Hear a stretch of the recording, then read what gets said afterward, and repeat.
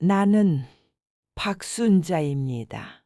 아, 이렇게 내 이름을 부른 게 얼마나 오래된 일인지 모르겠어요. 사람들은 나를 철수 엄마, 영희 엄마라고 불렀죠. 마트에서도 병원에서도 박순자라는 이름은 어느새 먼지처럼 사라져 버렸습니다. 이 통장을 보세요. 30년 전부터 시작된 이야기가 담겨 있어요. 매달 10만 원씩, 때로는 5만 원, 때로는 15만 원. 폐지를 주워서 빈 캔을 모아서 남들이 버린 것들을 주워 모아서 만든 돈들이에요. 첫 입금은 1995년 3월 15일이었습니다.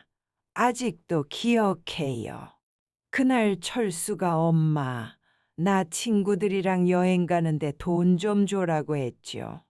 영희도 엄마, 나 새 옷 사고 싶어라고 했고요. 나는 그때 처음 깨달았어요.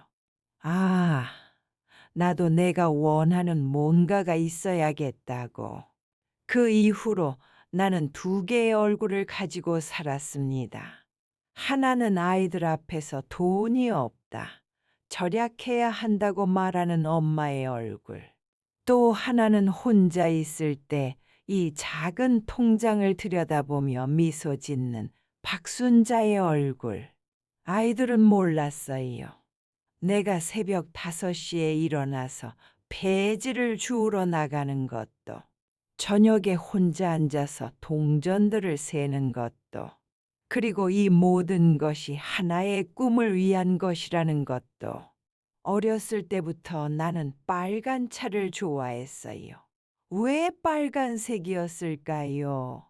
아마도 그 색이 가장 당당해 보였기 때문일 거예요. 검은색도 아니고 흰색도 아닌 모든 사람이 쳐다볼 수밖에 없는 그 빨간색. 20살에 결혼해서 21살에 철수를 낳고 23세 영희를 낳았습니다. 그 이후로 57년 동안 나는 남편의 아내이자 아이들의 엄마였어요. 박순자는 어디 갔을까요? 그녀는 언제부터 사라진 걸까요? 남편이 아플 때도, 아이들이 학교에 다닐 때도, 손자, 손녀들이 태어났을 때도 나는 항상 뒤에 있었습니다. 그림자처럼, 공기처럼, 없어도 그만 있어도 그만인 존재처럼. 하지만 이 통장은 달랐어요. 이 통장만큼은 오롯이 내 것이었습니다. 내가 흘린 땀으로, 내가 굽힌 허리로, 내가 참고 견딘 시간들로 만들어낸 것이었어요. 정비소 사장님한테 처음 갔을 때를 기억합니다. 할머니, 정말로 그 차를 원하세요? 그렇게 물었어요. 나는 대답했죠. 그런데 아이들은 늘 당연하게 생각했어요. 엄마는 무한정 주는 존재라고, 요청하면 들어주는 존재라고.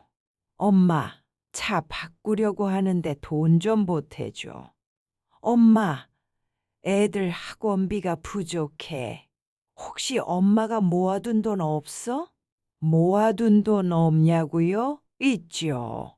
30년간 한 푼, 두 푼 모아둔 돈이 있어요. 하지만 그건 여러분을 위한 돈이 아닙니다.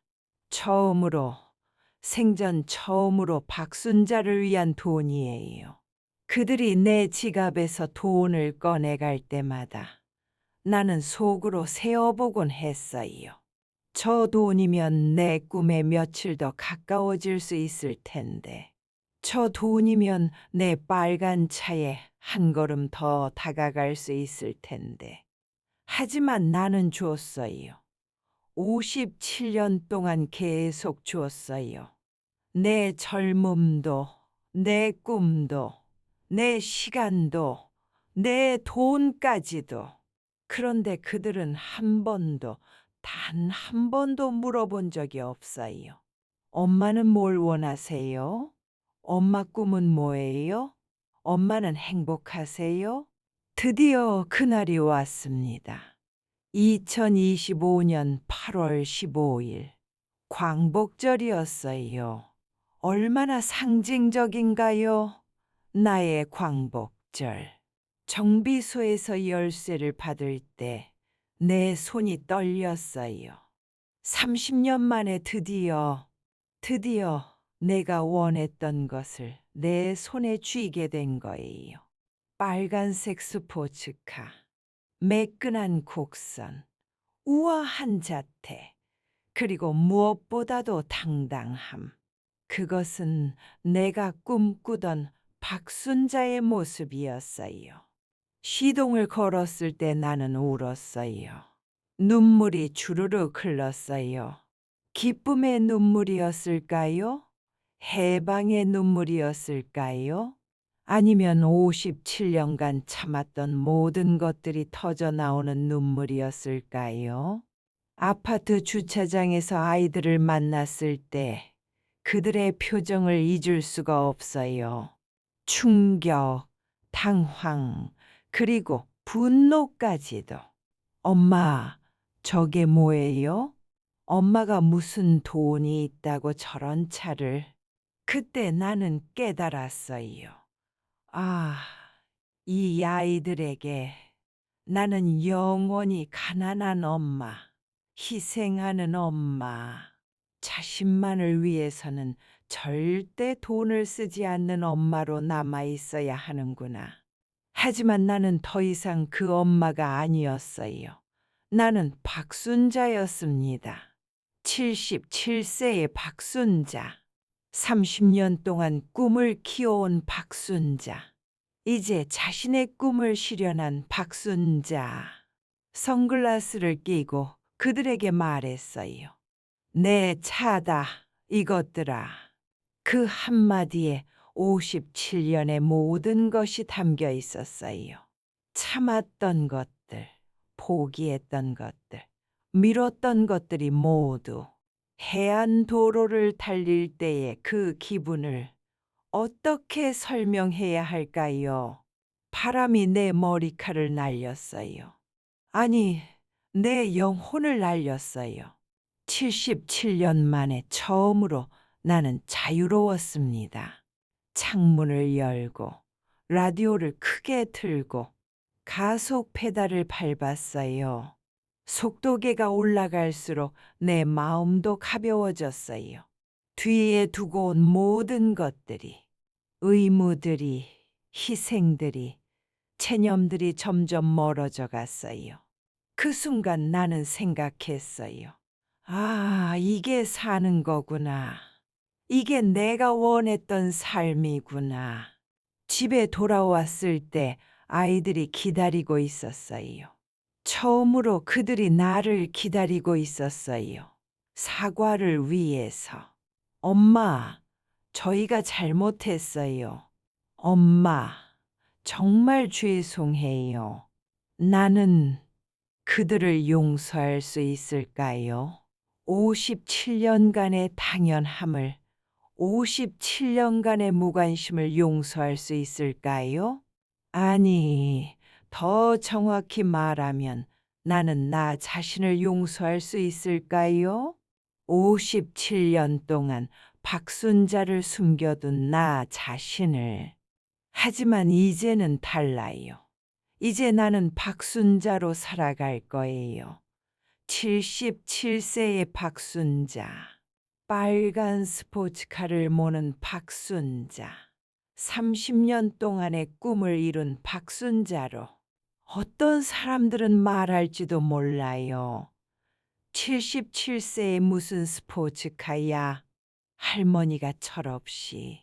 하지만 나는 알아요. 꿈에는 나이가 없다는 것을. 행복에는 늦음이 없다는 것을. 그리고 자신을 위한 선택에는 변명이 필요 없다는 것을. 이 작은 통장이 내게 준 것은 단순히 돈이 아니었어요. 희망이었고, 기다림이었고, 그리고 무엇보다도 나 자신을 포기하지 않는 힘이었어요. 30년, 긴 시간이었죠. 하지만 그 시간이 있었기에 지금의 이 순간이 더욱 소중해요. 더욱 의미 있어요. 여러분도 혹시 박순자를 숨겨두고 계신가요? 어떤 이름으로 불리든 어떤 역할을 하든 그 안에 숨어 있는 진짜 자신을 너무 늦었다고 생각하지 마세요. 77세도 늦지 않았으니까요. 꿈을 위해서는 결코 늦지 않았으니까요. 오늘 저녁에도 나는 내 빨간 차를 몰고 바다로 갈 거예요.